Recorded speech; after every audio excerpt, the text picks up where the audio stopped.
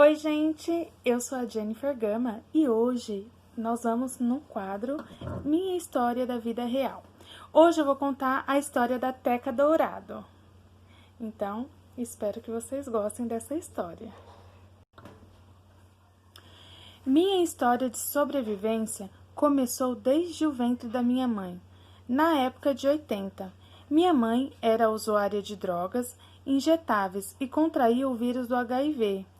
Ela conheceu o meu pai, que já estava ajudando ela a sair das drogas, mas infelizmente, na minha gestação, ao fazer os exames de sangue, teve essa triste notícia que tinha AIDS. Naquela época, era uma coisa nova e existia muito preconceito. Foi um parto difícil e eu não pude ter muito contato com minha mãe, nem ao menos ser amamentada. E os médicos disseram para minha avó materna que talvez eu só teria 5 anos de vida caso eu fosse infectada, porque esta doença não aparece de uma hora para outra. Às vezes, demora para ser diagnosticada até 5 anos, ela pode estar no seu organismo. Mas minha avó respondeu ao médico: deixe minha netinha sobreviver. 5 anos eu ainda consigo curtir muito ela e assim começou a luta da minha avó com todos os cuidados comigo e com minha mãe. Para quem não sabe, a AIDS é uma doença no sangue que tira totalmente a imunidade e aí você está aberto para receber outras doenças. Minha mãe foi uma guerreira, mas infelizmente veio a falecer quando eu tinha apenas 5 aninhos. Ela contraiu muitas doenças, tuberculose e meningite era uma delas. Foi muito triste demais, perdeu a vida com apenas 19 anos. Durante esses 5 anos, todos os meses eu ia retirar sangue para observar se não tinha também contraído o vírus, mas graças a Deus sempre deu negativo. Então daí já posso te dizer que eu sou um milagre. Mas apesar da minha avó sempre ter feito de tudo para mim, acabei crescendo uma criança com sentimentos de inferioridade e rejeição, pois meu pai também tinha abandonado a minha mãe quando eu tinha 1 aninho. Assinou a guarda para minha avó. Então, meio que cresci órfã de uma mãe morta e de um pai vivo. O meu lar também era um pouco triste, pois minha avó era casada e o seu esposo, quando bebia demais, ficava violento. E vivíamos à base do medo, pois ele batia demais em minha avó. Era um cenário de horror que eu presenciava criança. Fui crescendo com sentimentos ruins e com meus 11 anos. Aquele homem já começava a me ver como uma mulher, tentando até passar a mão nas minhas partes íntimas. A minha avó, que sempre foi muito protetora, toda vez que achava algo estranho, ia correndo tirar ele do meu quarto. Muitas vezes, ela, para me defender, trancava o quarto durante a noite e me dizia: se ele fizer algo com você, me conta. Eu tenho uma faca debaixo do meu travesseiro, eu mato ele. Mas o meu medo era tão grande de contar e quem ser a vítima era ela, ao invés dele. Afinal, ele era bem mais forte, poderia matá-la. Eu nunca contei porque sempre tinha muitas brigas violentas. Apesar dos pesares, quando ele, meu avô, estava sem uso de bebidas, ele era uma pessoa boa. Então o sentimento de compaixão e inocência de criança sempre prevalecia. Sempre tinha pessoas da família e até vizinhos no meio, tentando nos proteger e entrar dessas brigas. Apesar do meu pai ter se afastado, eu sempre amei e ele sempre tentou nos visitar na medida do possível. Então meu pai e o meu tio sempre me falavam também que queria matar esse meu avô. Eu morria de medo de uma tragédia acontecer. Quando eu comecei a crescer, de tanto ver minha avó apanhar, um dia eu não aguentei e fui ao auxílio da minha avó, que estava no banheiro apanhando, e dessa vez eu entrei na frente. Foi então que ele pegou o cabo de rodo e me bateu.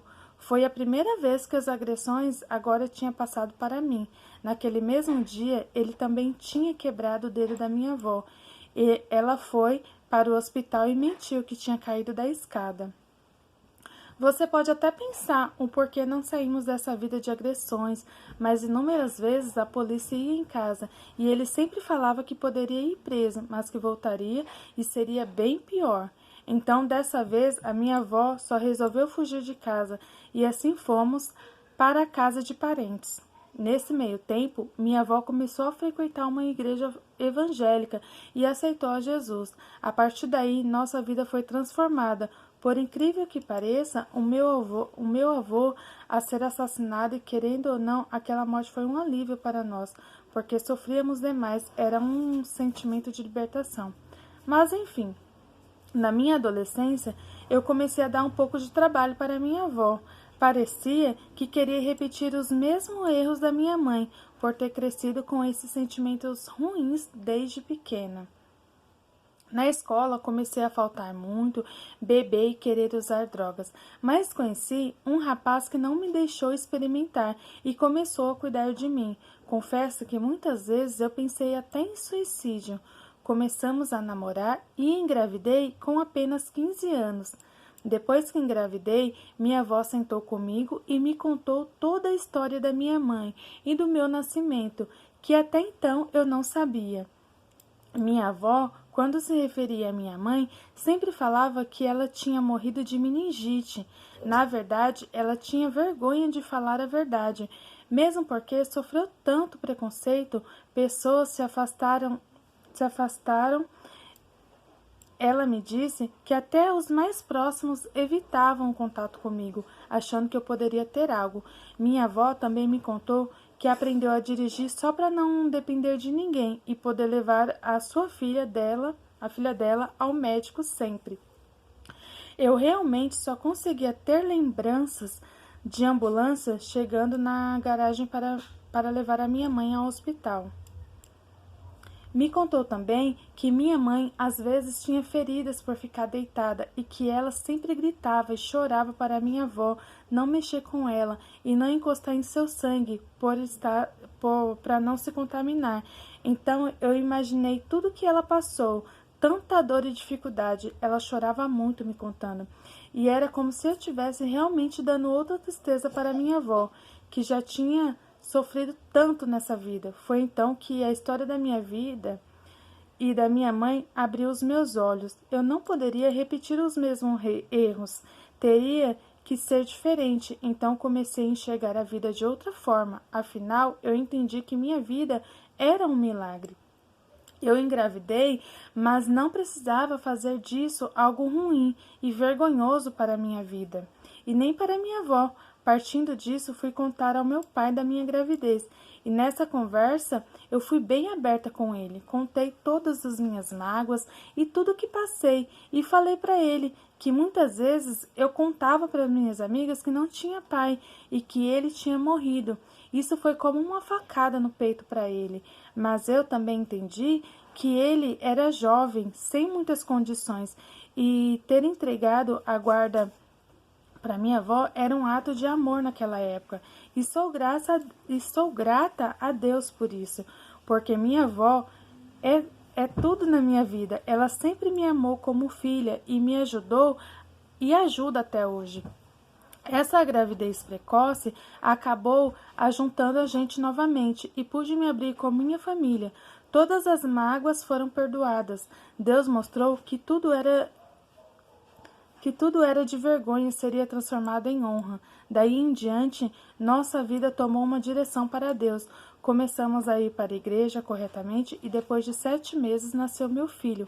Prematuro, tão pequenininho, mas com muita saúde. Me senti tão amada. O meu pai estava lá nos visitando, minha avó ao lado e o pai do meu filho, um homem maravilhoso, trabalhador que sempre tentou dar o melhor para a gente. Passado 4 meses do nascimento, eu recebi um telefonema que meu pai havia sido preso por alguns erros do passado. Fiquei muito triste, mas isso também serviu de lição para aprender ainda mais sobre o perdão.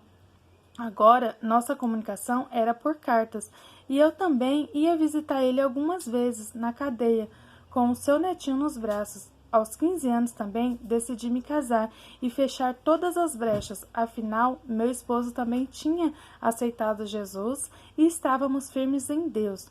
Como eu era novinha, meu esposo teve que ir até o presídio para que meu pai pudesse assinar a minha emancipação e autorização para me casar.